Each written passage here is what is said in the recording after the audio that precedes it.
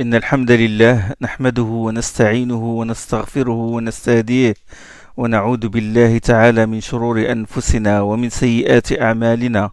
من يهده الله فلا مضل له ومن يضلل فلا هادي له، وأشهد أن لا إله إلا الله وأشهد أن محمدا عبده ورسوله. أما بعد، فإن أصدق الحديث كتاب الله تعالى، وخير الهدي هدي محمد صلى الله عليه وسلم، وشر الأمور محدثاتها، وكل محدثة بدعة، وكل بدعة ضلالة، وكل ضلالة في النار. Chers frères, chères sœurs, dans cette série de dars, de leçons, je vais parler d'un sujet très important. Je vais parler de la critique des hommes, des individus, de la critique des groupes, de la critique des livres, la critique des du'ats, des savants. Et je vais parler des conditions que doit remplir le musulman avant de critiquer un savant, avant de critiquer un étudiant en sciences religieuses. Donc, je vais parler de ces conditions-là afin que la personne ne dévie pas et que la critique ne dégénère pas en médisance, en calomnie et en d'autres choses qu'Allah subhanahu wa ta'ala réprouve. Surtout qu'aujourd'hui, beaucoup de savants, beaucoup de du'ats, beaucoup de réformateurs sont la cible de critiques infondées. La cible de critiques de la part de gens qui ont adopté la critique comme minhaj, qui se disent que nous suivons nos pieux prédécesseurs, nous ressuscitons une sunna, à savoir que eux, les pieux prédécesseurs des 3 premiers siècles critiquaient les mubtadi'a, mettaient en garde contre eux. Donc nous aussi, nous suivons leur voie et nous critiquons ceux qui dévient de la voie du prophète sallallahu alayhi wa sallam. Donc je vais parler de ces critères-là et je vais parler aussi, je vais faire une comparaison entre ce qui se passe aujourd'hui, les dérives de ces gens-là et la critique des pieux prédécesseurs. Et puisque ce sujet a un rapport avec la langue, avec le lisan, la préservation de la langue, et comment le musulman doit retenir sa langue, je vais parler d'abord de la langue, c'est-à-dire les textes. Je vais citer certains textes du Coran et de la Sunna qui parlent de la gravité de la calomnie, de la gravité de la médisance, et que celui qui retient sa langue a le salut dans le delà. يقول الرسول صلى الله عليه وسلم dans un hadith authentique: ما يضمن لي ما بين لحييه وما بين رجليه أضمن له الجنة. Celui qui me garantit ce qu'il a entre les lèvres, ce qu'il a entre les mâchoires et ce qu'il a entre les jambes, je lui garantis le paradis. Celui qui me garantit ce qu'il a entre les mâchoires, c'est-à-dire celui qui préserve sa langue, et entre les jambes, c'est-à-dire le sexe. Le professeur sallam a dit: je lui garantis le paradis. Ce hadith est authentique. Et le professeur sallam fut interrogé un jour sur ce qui fait entrer le plus les gens au paradis, et il a dit: la crainte d'Allah est la perfection des mœurs. Il a Rasulullah sallallahu alayhi wa sallam عن أكثر ما يدخل الناس الجنة فقال تقوى الله وحسن الخلق. Et on lui demanda pour quelle raison les gens entrent-ils le plus en enfer, qu'est-ce qui fait que les gens entrent en enfer? Et il a répondu sallallahu alayhi wa sallam: la langue et le sexe. Et il a commencé par la langue. Ce hadith est authentique, il est rapporté par l'imam Tirmidhi et il est qualifié de Hassan par le Cheikh Al-Albani rahimahullah. Son autorité canonique est assez bonne. أكثر ما يدخل الناس النار اللسان والفرج. La langue et le sexe, c'est la plus grande cause de la perdition des gens, de leur entrée en enfer. Et il a dit sallallahu alayhi wa sallam: celui qui croit en Allah et au jour dernier, qu'il dise une bonne parole ou qu'il se taise. كان يؤمن بالله واليوم الآخر فليقل خيرا أو ليصمت. Hadith rapporté par l'imam Bukhari et Muslim. Et il a dit sallallahu alayhi wa sallam: celui qui garde le silence aura le salut. Man samata نجا. dans un hadith aussi d'Ibn Mas'ud, le prophète sallallahu alayhi wa sallam a dit أكثر خطايا ابن آدم أكثر خطايا ابن آدم في اللسان في لسانه أكثر خطايا ابن آدم في لسانه. La plupart des fautes que les fils d'Adam commettent, c'est à cause de leur langue.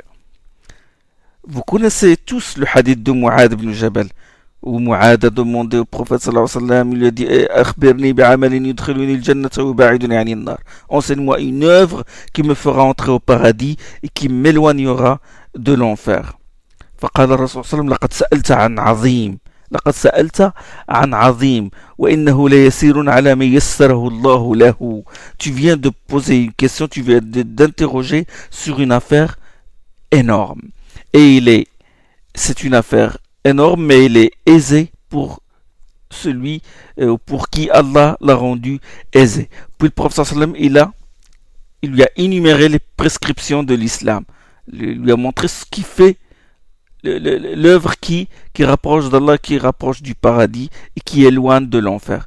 Et il a commencé à lui énumérer les prescriptions de l'islam. Il lui a dit Ta'budullah wa la tushriku bihi shay'an wa tuqimus salah wa tu'ti az-zakah wa tasum ramadan wa tahujj al-bayt in istata'ta ilayhi sabila. Tu adores Allah sans rien lui associer, tu accomplis la prière, tu t'acquittes de la zakat, tu jeûnes le mois de Ramadan et tu fais le pèlerinage si tu en as les moyens. Et puis le prophète sallam lui a expliqué les portes du bien. Il lui dit Ala hal adulluka ala abwa bil khair, les voies qui mènent au bien. Et il lui a expliqué aussi ce que c'est la tête de l'affaire, la tête de la religion. Ra'sul amr, il lui a dit c'est l'islam. Wa amuduhu salat, son squelette est la prière. Wa dirwatu sanami al jihad, et son sommet c'est le jihad. Puis à la fin, quand tu lui as expliqué tout cela, les prescriptions, les préceptes de l'islam, il lui a dit ألا أخبرك بملاك ذلك كله. Veux-tu que je t'indique l'élément essentiel dans tout cela? فقال معاذ قلت بلى يا رسول الله. Bien sûr que oui, envoyé d'Allah, répondit Mu'ad. Milak, vous savez ce que ça veut dire Milak? ألا أخبرك بملاك ذلك كله. Milak, c'est l'élément par lequel l'homme maîtrise tout cela, c'est-à-dire toutes ses prescriptions. Toutes les prescriptions que le prophète sallam lui a expliquées dans ce hadith, ils lui seront faciles s'il saisit l'élément suivant. Milak al-amr. Il a dit, veux-tu que je t'indique l'élément essentiel dans tout cela? Mu'ad lui a dit oui, bien sûr. فأخذ بلسانه رسول الله صلى الله عليه وسلم. Qu'est-ce qu'a fait le prophète sallallahu alayhi wa sallam? Il saisit sa langue et dit كف عليك هذا. Il saisit sa langue et dit mais un frein à celle-ci. قلت معاذ s'étonna, il a dit يا نبي الله وإنا لمؤاخذون بما نتكلم به. Envoyé d'Allah, nous sera-t-il demander des comptes pour ce que nous disons? فقال رسول الله صلى الله عليه وسلم ثكلتك أمك يا معاذ. Que ta mère te perde, ô Mu'ad. C'est une expression qu'utilisent les Arabes. C'est comme si le prophète sallallahu alayhi wa sallam lui disait comment t'étends-tu d'une chose si évidente? C'est-à-dire, il voulait attirer son attention, lui montrer la gravité de la chose. قال ثكلتك أمك يا معاذ وهل يكب الناس في النار على وجوههم وفي رواية على مناخرهم إلا حصائد ألسنتهم. Qu'est-ce qui fait qu'ils butaient les gens sur leur visage? Selon une autre version, qu'est-ce qui fait qu'ils butaient les gens sur leurs narines, dont le feu susnait sous l'action de leur langue? إلا حصائد ألسنتهم. حصائد lisan, littéralement, hasad, c'est la moisson. Littéralement, c'est ce que leur langue moissonne, si vous voulez. Le prophète sallam a comparé la langue à la faucille. Comme la faucille coupe toutes sortes d'herbes, bonnes ou mauvaises, sèches, humides, de même que la langue de certaines personnes, et lance les mots sans distinction entre ce qui est bon et ce qui est mauvais. Elle moissonne.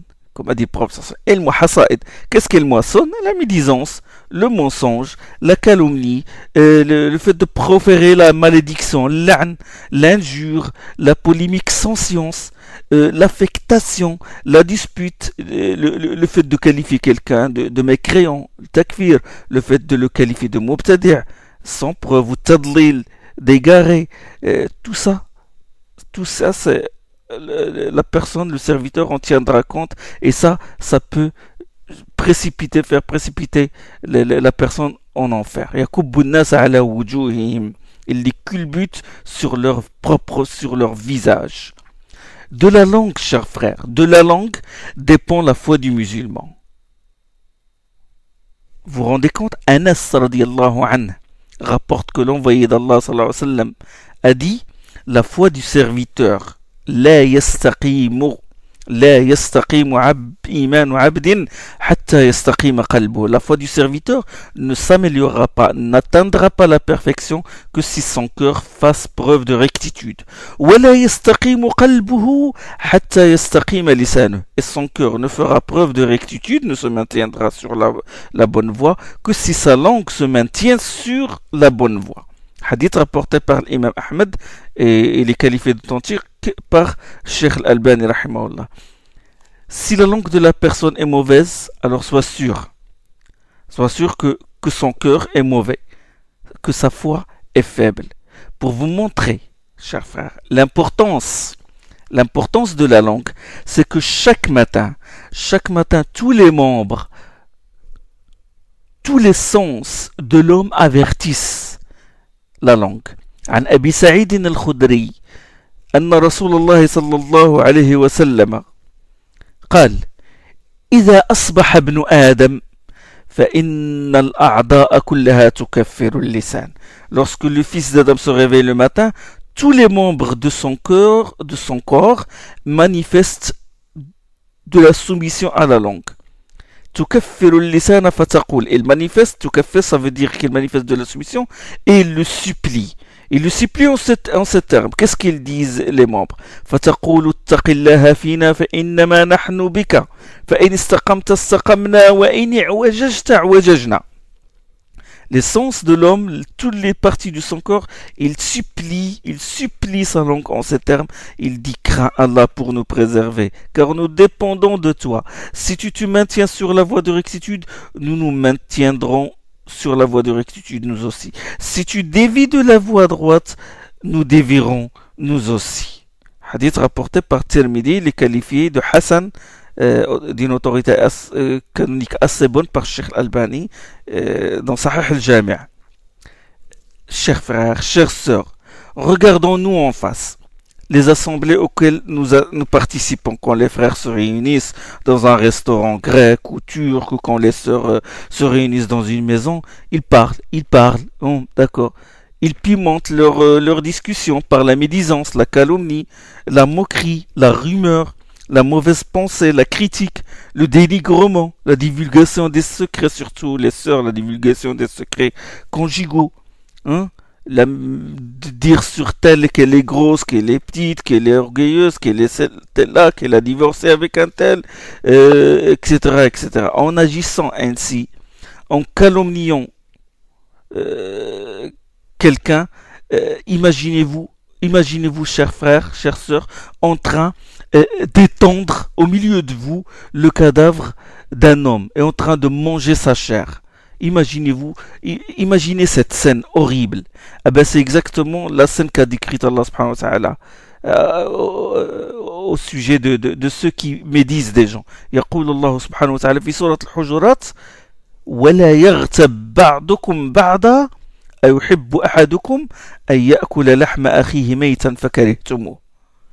Ne profitez pas de l'absence de l'autre pour médire. L'un de vous aimerait-il manger de la chair de son frère mort? Vous auriez cela en horreur. Imaginez cette scène horrible. Réfléchis, chers frères, réfléchis, chères sœurs. Combien de gens as-tu calomnié? Combien de gens as-tu critiqué, dénigré? Combien de gens as-tu dénoncé sans preuve? Combien de fois as-tu ébruité leurs nouvelles? Combien? 1, 2, 3, 5, une dizaine, des centaines? Tout cela te demanderont des comptes le jour de la résurrection. Ils ne te lâcheront pas. Connais-tu le hadith du fauché, hadith le muflis?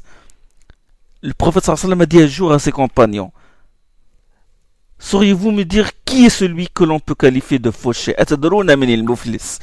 Ils répondirent, envoyé d'Allah est fauché celui d'entre nous qui ne possède ni argent, ni bien al-muflisu fina, mais la dirham lahu wa la mata'. فقال رسول الله صلى الله عليه وسلم إن المفلس من أمتي من يأتي يوم القيامة بصيام وصلاة وزكاة.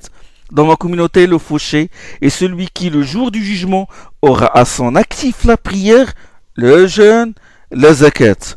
Ah, il a à son actif tout cela en bonne action. ويأتي وقد شتم هذا وأكل مال هذا وسفك دم هذا وضرب هذا فيعطى هذا من حسناته وهذا من حسناته. Mais qui a insulté. D'accord, il est venu avec de bonnes actions, le jeûne, la prière, etc.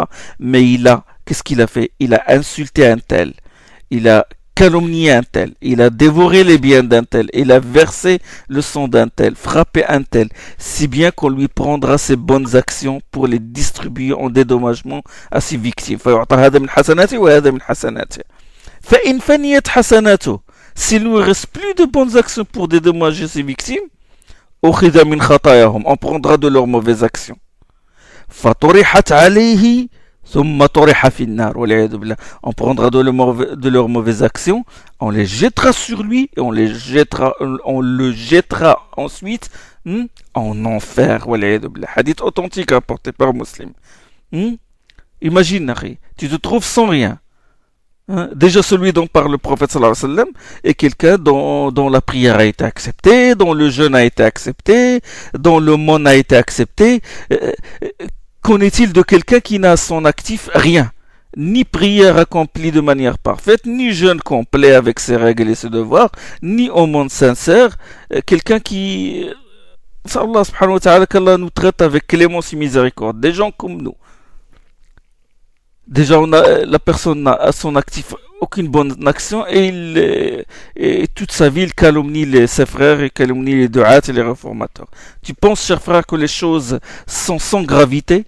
Tu t'en prends à l'honneur de ton frère et Allah te laissera comme ça? L'honneur du musulman est sacré, comme a dit le prophète sallam lors du pèlerinage d'adieu. Tu penses que c'est juste du papotage? Allah ne tiendra pas compte de ce que tu dis? Non, non, non. Allah subhanahu wa ta'ala la yadlim. Dans Surat Al-Kahf, Allah n'est inique envers personne. Et il a dit وَنَضَعُ الْمَوَازِينَ الْقِسْطَ لِيَوْمِ الْقِيَامَةِ فَلَا تُظْلَمُ نَفْسٌ شَيْئًا وَإِنْ كَانَ مِثْقَالُ حَبَّةٍ مِّنْ خَرْدَلٍ أتينا بها وكفى بنا حاسبين. Dans Surat Al-Anbiya. Et nous dresserons les justes balances pour le jour de la résurrection. Nulle âme ne sera lésée en rien. فلا تظلم نفس شيئا وإن كان مثقال حبة من خردل. Fût du poids d'un grain de sénévé. أتينا بها وكفى بنا حاسبين. Il suffira de nous pour établir le compte. Retiens ta langue, Harry. Tu n'as pas peur? Le moindre mot que tu prononces sera tenu en compte. Quand la parole sort de ta bouche, il ne revient pas. Avant que le mot ne sorte de ta bouche, tu en es maître. Mais quand il sort, ça y est, tu en deviens l'esclave. Évite le langage superflu. Évite de parler comme ça. Allah subhanahu wa ta'ala يقول لا خير في كثير من نجواهم لا خير في كثير من نجواهم إلا من أمر بصدقة أو إصلاح أو إلا من أمر بصدقة إلا من أمر بمعروف أو صدقة أو إصلاح بين الناس. Dans Surat Nisa, ce verset-là, il n'y a rien de bon dans la plupart de leurs entretiens, à moins qu'ils ne s'y agissent d'ordonner une aumône, إلا من أمر بصدقة, ou une action convenable, أو معروف, ou une réconciliation entre les gens, أو إصلاح بين الناس. Celui qui ferait cela par désir de satisfaire Allah, ne lui accorderont une récompense magnifique, comme Allah a dit dans Surat Nisa. Évite de parler de ce qui ne te concerne pas. من حسن إسلام المرء تركه ما لا يعنيه, comme a dit le prophète sallam dans un hadith rapporté par Tirmidhi ibn Majah, et il est authentique. De la parfaite soumission de l'homme à l'islam relève son abstention en tout ce qui ne le concerne pas. Évite de polémiquer, de discuter sans preuve. Écoute ce hadith du prophète sallallahu alayhi wa sallam, lorsqu'Allah, le hadith où le prophète dit Inna abghad al-rijal ila Allah al-alad al-khasim, dans le hadith Bukhari. Le hadith se trouve dans Sahih al-Bukhari. L'homme qu'Allah déteste le plus est le querelleur acharné. Le plus grave, c'est quand il s'agit d'une discussion en matière de religion. وهذا كفر المراء في القرآن كفر. Toute vaine querelle sur le Coran est mécréance, comme a dit le prophète sallallahu alayhi wa sallam. Hadith rapporté par Abu Daoud et Ahmed, hadith authentique. Si tu veux savoir si des gens sont dans la bonne voie ou dans la mauvaise voie, alors observe-les dans leurs réunions.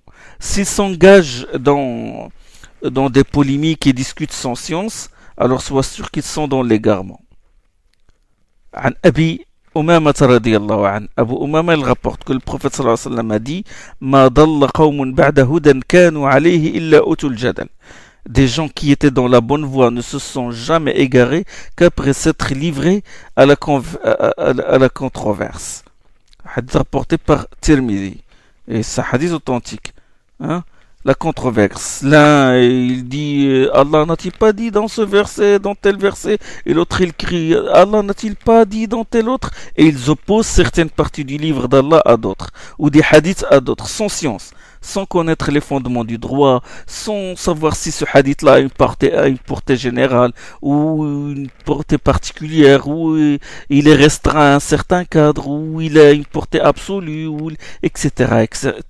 Ce sont les savants qui savent réunir les preuves, mais les opposer des hadiths avec d'autres hadiths, non. On entre dans le jidal, et ça, le prophète sallallahu alayhi wa sallam l'a qualifié de kufr et d'égarement. Le fait de parler dans la religion, le fait de parler au sujet d'Allah sans science, c'est grave. Allah subhanahu wa ta'ala l'a mis au même pied d'égalité que shirk, que l'association. Vous vous rendez compte, le shirk, يقول الله سبحانه وتعالى قل إنما حرم ربي الفواحش ما ظهر منها وما بطن والإثم والبغي بغير الحق وأن تشركوا بالله ما لم ينزل به سلطانا وأن تقولوا على الله ما لا تعلمون. Il a dit, Allah subhanahu wa ta'ala de Surat Al-A'raf dit, mon Seigneur a interdit les turpitudes, ce qui en est apparent, ce qui en est caché, le péché, la volonté de dominer sans le moindre droit. Et puis il a dit que vous n'associez rien à Allah, chose par laquelle il n'a fait descendre aucun argument, et que vous disiez au sujet d'Allah ce que vous ne savez pas. Et il a joint les deux, le shirk, hein, que vous n'associez rien à Allah, chose par laquelle il n'a fait descendre aucun argument, et juste après il a dit, et que vous disiez au sujet d'Allah ce que vous ne savez pas, sur le même pied d'égalité. Donc, parler au sujet d'Allah sans science, c'est grave. La polémique, il durcit les cœurs, il divise les frères, elle crée le ressentiment et nourrit les rancunes. Le prophète sallallahu alayhi wa sallam a garanti une maison dans les faubourgs du paradis à celui qui s'abstient des querelles et des controverses, même quand il a raison. Il a dit Ana za'imun bi baytin fi rabadil jannah liman taraka al-mira'a wa in kana muhiqqan. Hadith rapporté par Abu Daoud. Quand tu ne connais pas de preuves, ne t'efforce pas, évite l'affectation, évite la polémique, évite aussi de médire des gens, de te moquer de quelqu'un, ou de l'insulter, ou de le maudire, ou de divulguer ses secrets. Évite la rumeur, évite de t'en prendre à l'honneur de ton frère musulman. Lors de son ascension nocturne, fil Mi'raj, le prophète sallallahu alayhi wa sallam a passé devant des gens qui avaient des ongles de cuivre. Imaginez cette scène horrible. Lahum adfarun min nuhas, avec lesquels ils font quoi? Avec lesquels ils se déchiraient le visage et la poitrine. Le prophète sallallahu alayhi wa sallam a vu cette scène horrible. Des gens, lahum adfarun min nuhas yakhmishuna biha wujuhahum wa sudurahum. Ils griffaient, ils déchiraient leur visage et la poitrine avec leurs ongles, qui sont des ongles de cuivre. Le prophète sallallahu alayhi wa sallam, il a dit, qui sont ceux-là? Il a demandé ça à Jibril alayhi salam. Qui sont ceux-là au Jibril? Et Jibril, il a répondu, ce sont ceux qui mangent la chair des gens en portant atteinte à leur honneur. Imagine cette scène. Le visage qui est la partie la plus belle de la personne, s'il est touché d'une simple égratignure, il est gêné et tout. Là, non. Ces gens-là sont en train de déchirer leur visage. Châtiment de quoi? Châtiment à cause de quoi? À cause du fait qu'ils calomnient, qu'ils médisent de leurs frères. Ça, c'est le châtiment qu'encourt celui qui médit des musulmans dans sa tombe. Le médisant, le calomniateur, Allah subhanahu wa ta'ala, déjà il lui hâte le châtiment dans sa tombe. Et dans ce monde aussi, Allah subhanahu wa ta'ala le châtie, c'est-à-dire il lui hâte le châtiment avant même qu'il soit dans sa tombe. Dans ce monde, Allah le châtie. يقول الرسول صلى الله عليه وسلم حديث أبو برزة الأسلمي. Il rapporte que l'envoyé d'Allah a dit: Ya ma'shara man amana bilisanihi wa lam yadkhul al-iman qalbah. Ô vous qui professez la foi seulement par la langue sans qu'elle touche vos cœurs. La tartabu al-muslimin. Ne me disez pas des musulmans. Wa la tattabi'u awratihim. Ne scrutez pas leurs défauts. Fa innahu man yattabi' awratihim yattabi'u Allahu awratah. Quiconque poursuit les imperfections de son frère, Allah poursuivra les siennes. يتبع الله عورته ومن يتبع الله عورته يفضحه في بيته.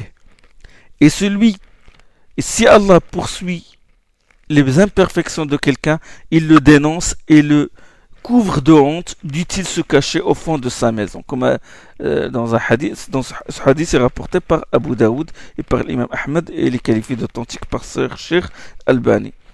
Châtiment dans ce monde. Regardez ce châtiment-là. Allah subhanahu wa ta'ala le dénonce et le dévoile déjà dans ce monde. Sans parler des autres sanctions. La maladie du cœur, celui qui médit des gens et les espionne, il scrute leurs défauts, son cœur devient malade. Le manque de compréhension, la privation de la science utile, la noirceur du visage, la noirceur du cœur, des maladies qui affectent le fort intérieur de l'homme. Quant au châtiment dans l'au-delà, c'est encore pire. Celui qui lâche la bride à sa langue. يقول الرسول صلى الله عليه وسلم إن العبد لا يتكلم بالكلمة من سخط الله تعالى لا يلقي لها بالا يهوي بها في جهنم. Le serviteur peut prononcer une parole suscitant le courroux d'Allah sans en mesurer toutes les conséquences, alors que celle-ci lui vaudra d'être précipité dans la Jahannam. Hadith rapporté par Al-Bukhari. Et dans une autre version, ما كان يظن أن تبلغ ما بلغت يكتب الله له بها سخطه إلى يوم القيامة, qui lui vaudra le courroux d'Allah jusqu'au jour où il le rencontrera. إلى يوم يلقاه. Plus grave encore, ça, quand on médit des gens simples, des gens ordinaires, mais quand il s'agit de médire des savants, des prédicateurs, des étudiants en sciences religieuses, talabat al-ilm, les calomnier, de faire douter les gens à leur sujet, de mettre les gens en garde contre eux, sans preuve, alors là, c'est grave. Comme a dit Ibn Asakir, le humul ulama'i masmouma, wa 'adatullahi fi hatki astari muntaqisihim ma'louma.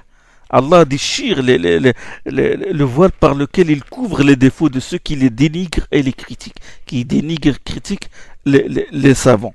La chair des savants est empoisonnée. C'est plus grave de manger la chair d'un savant que de manger la chair de quelqu'un d'autre.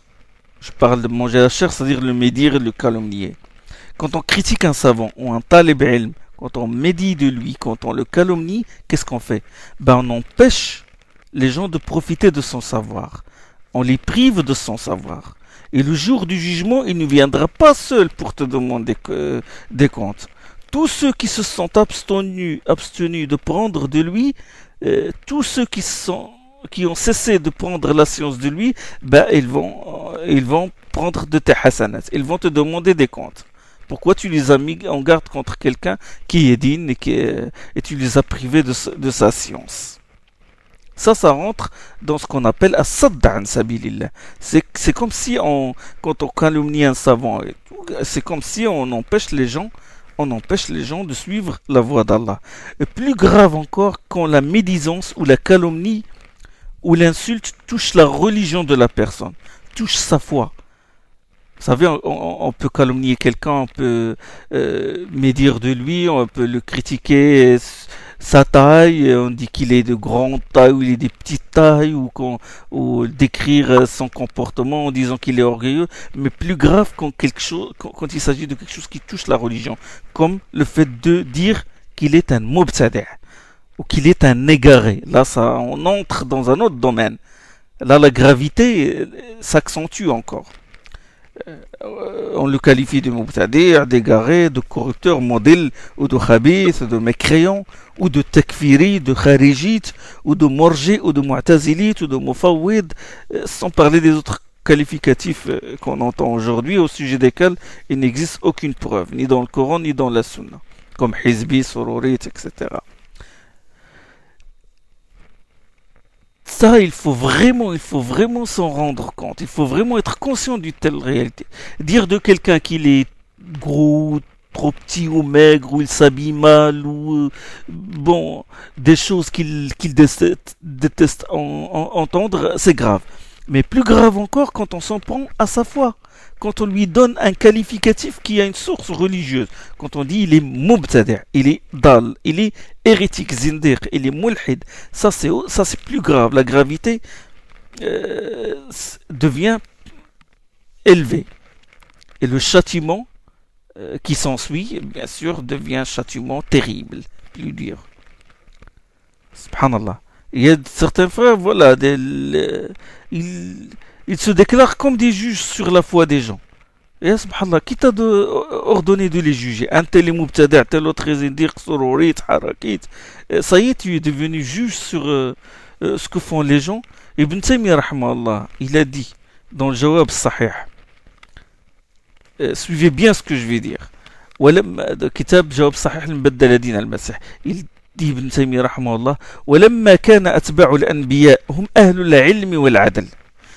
Puisque les pieux successeurs ou les adeptes ou les disciples des prophètes sont des gens du savoir et de la justice. Les successeurs, les disciples des prophètes sont des hommes de quoi? De science et de justice. Ah, les deux fondements avant de critiquer quelqu'un. ولما كان أتباع الأنبياء هم أهل العلم والعدل, puisque les preuves du fait que les disciples, les adeptes des prophètes sont des gens de science et de justice, كان كلام أهل الإسلام والسنة مع الكفار وأهل البدع بالعلم والعدل.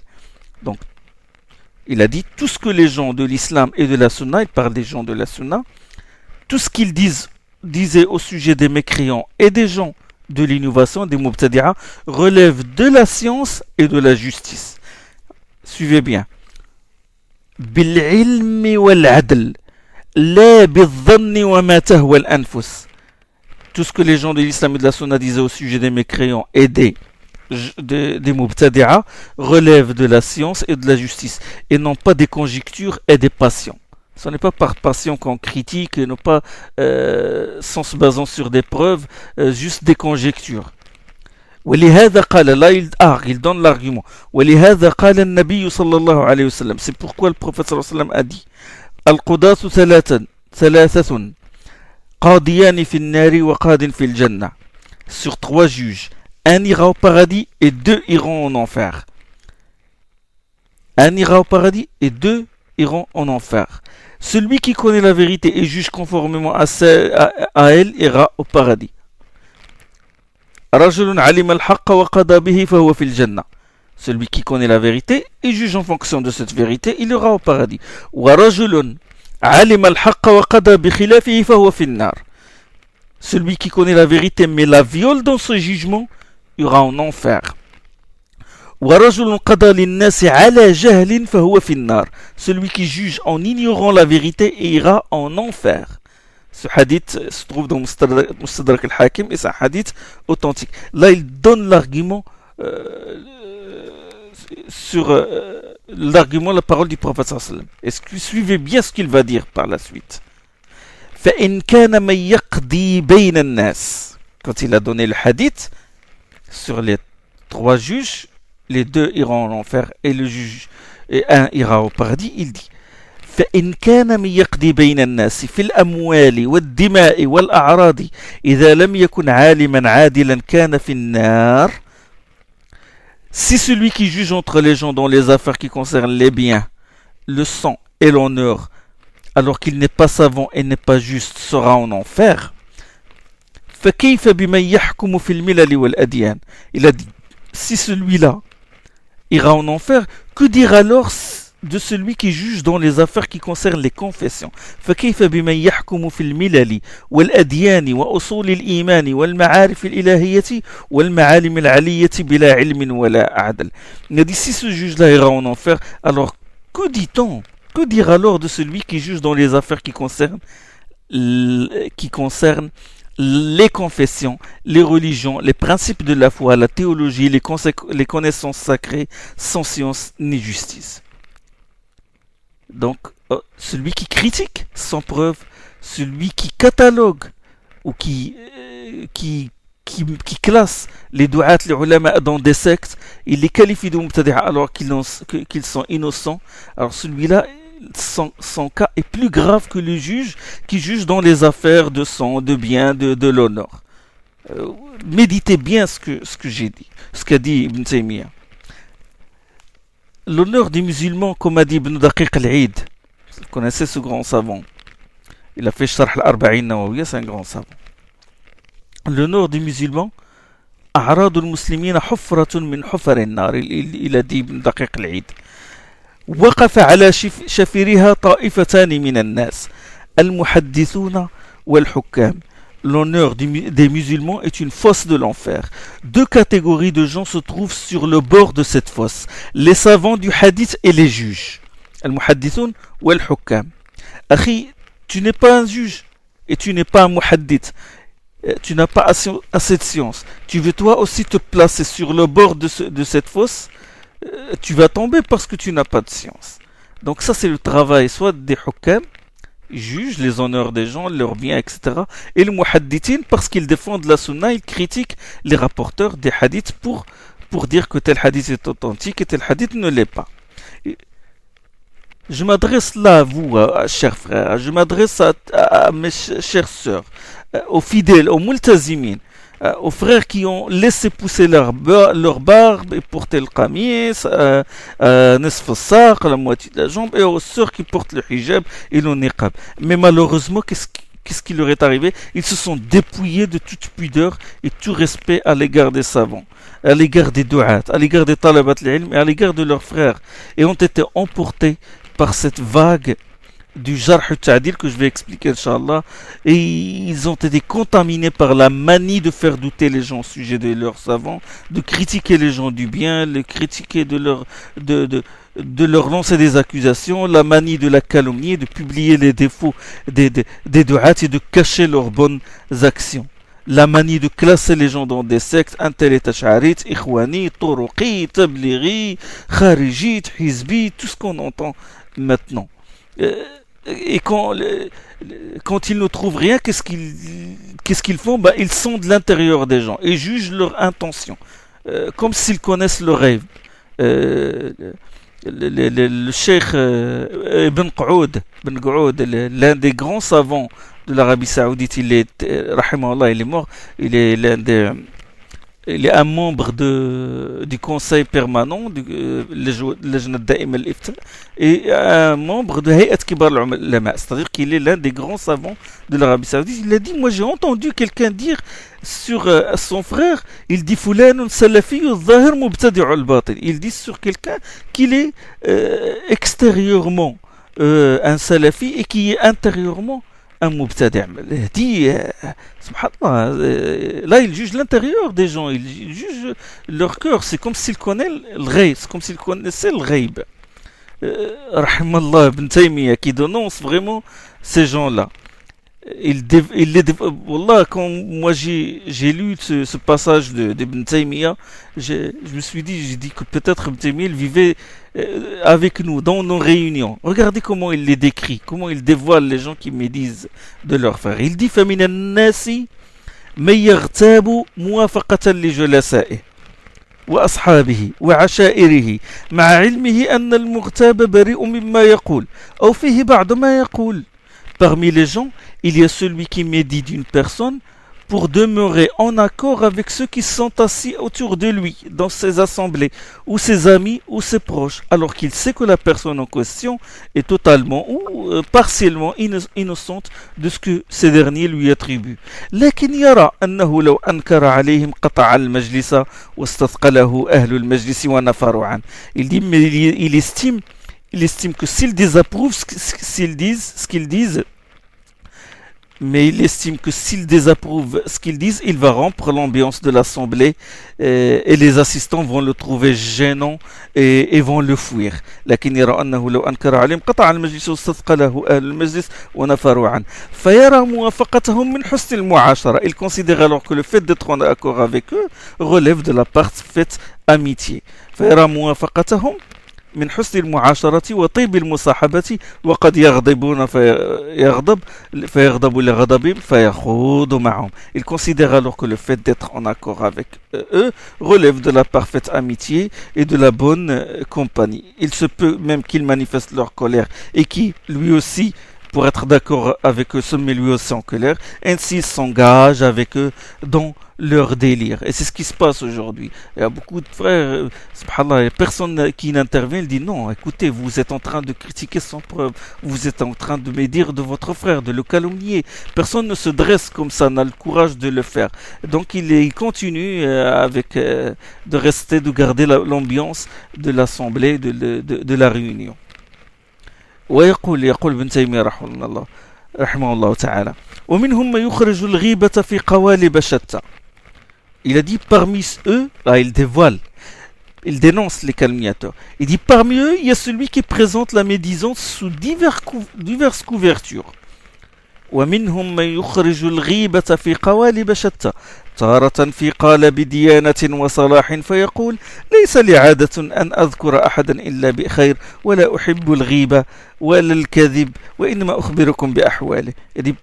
Il dit, qu'est-ce qu'il dit? Tantôt sous une couverture de piété et de vertuosité, il dit, je ne dis que du bien des gens. C'est mon habitude, je n'aime pas la médisance, je n'aime pas le mensonge. Je vais seulement vous le décrire. ويقول والله إنه مسكين أو رجل جيد ولكن فيه كيت وكيت. Par Allah, pauvre homme, c'est quelqu'un de bien, mais il a tel et tel défaut.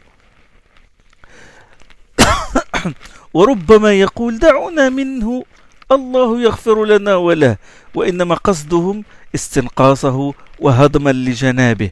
Il dit, il peut dire aussi, laissez tomber, ne parlez pas de lui, qu'Allah nous pardonne ainsi qu'à lui. Mais son but c'est quoi? Son but, وإنما قصده يقول ابن تيمية, mais son but c'est de le rabaisser et de lui porter et de nuire à sa réputation, وهضما لجنابه, et de lui porter préjudice. ويخرجون الغيبة في قوالب صلاح وديانة. Ils profèrent la médisance sous des couvertures de piété et de religiosité, de vertuosité. يخادعون الله بذلك كما يخدعون مخلوقا وقد رأينا منهم ألوانا كثيرة من هذا وأشباهه. Ils profèrent la médisance sous des couvertures de piété et de vertuosité. Ils cherchent à tromper Allah comme ils trompent une créature. Nous avons vu beaucoup de cas de ce genre. ويقول ومنهم من يرفع غيره رياء فيرفع نفسه فيقول لو دعوت البارحة في صلاتي لفلان لما بلغني عنه كيت وكيت. Il y a celui qui élève quelqu'un par ostentation pour élever sa propre personne. Et il dit, ah, si seulement j'avais invoqué Allah la veille en faveur d'un tel. Il a dit, voilà, si seulement j'avais invoqué لو دعوت الله البارحة له, il ne me serait pas parvenu qu'il a fait telle et telle chose blâmable.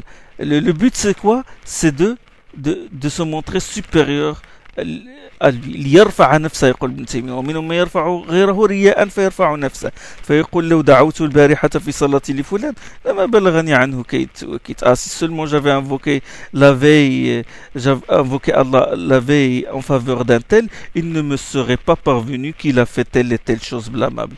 Il dit ça, يقول ابن تيمية ليرفع نفسه ويضعه عند من يعتقده.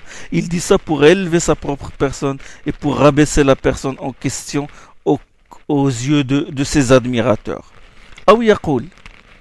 أو يقول فلان بليد الذهن قليل الفهم وقصده مدح نفسه. Il dit un tel est stupide et manque de compréhension, voulant par là faire l'éloge de lui-même. Inch'Allah, la séance prochaine, je continue le reste de ce qu'a dit Ibn Taymiyyah rahimahullah. Subhanakallahumma bihamdik, shadu la ilaha illa ant, astaghfiruka wa atubu ilayk.